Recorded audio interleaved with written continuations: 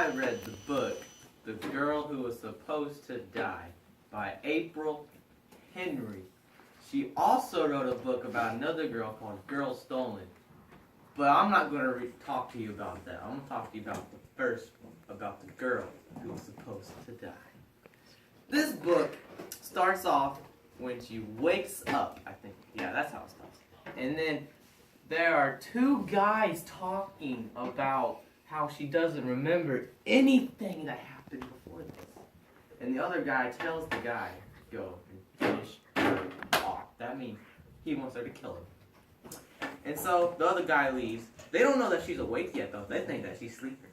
So when he's carrying her out to the woods, he thinks that she's unconscious. So he doesn't really keep track of what she's doing because he doesn't know that she knows.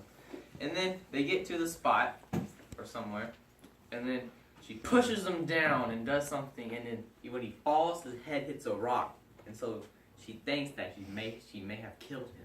So what she does is she takes his gun and runs straight back to the cabin and just takes his car.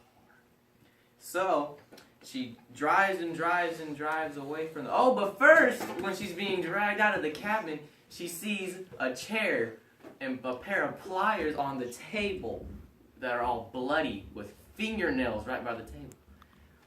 And then she looks at her hand and figures out that they took out 2 of her fingernails. These people are weird.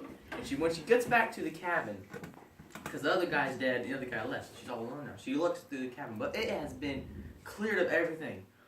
But she finds a poster with a family, and she thinks it might be her family.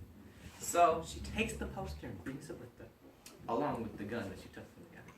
And she goes all the way into the car and finds the little house place.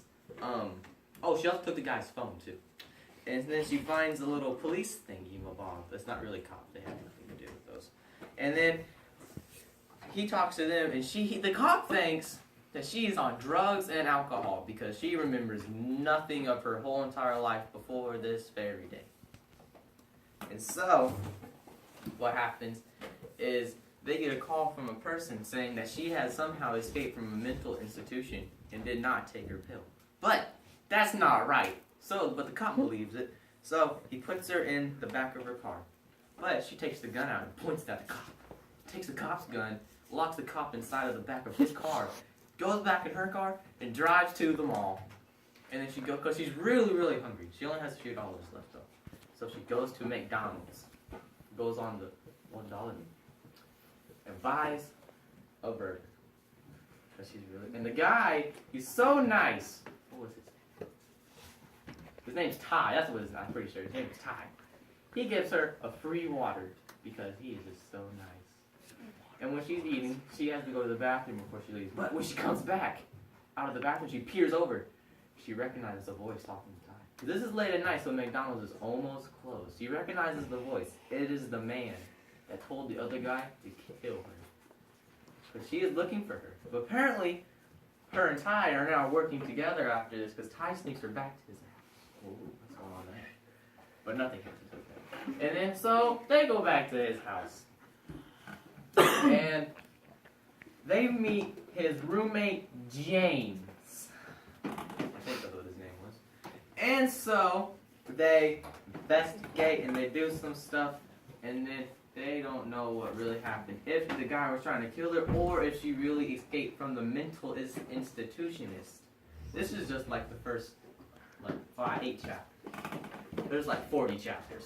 And so they go and they're trying to do stuff with her. But in the next morning, the 3 guys that came from McDonald's to look for her, that wanted to kill her, came to their apartment. So Ty and the girl run upstairs and hide in the closet. And James goes downstairs to talk to the people.